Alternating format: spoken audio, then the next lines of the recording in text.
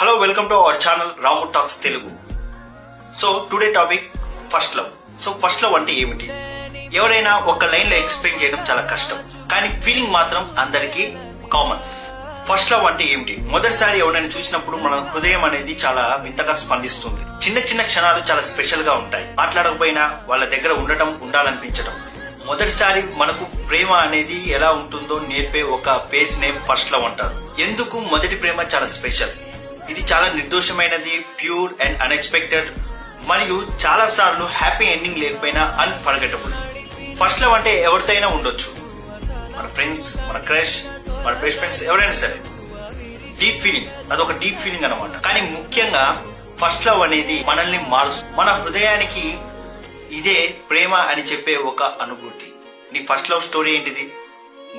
మీరు చెప్తే నేను వింటాను. సో కామెంట్ గా తెలియజేయండి. మీ ఫస్ట్ లవ్ ని కామెంట్ గా తెలియజేయండి. ఓకేనా?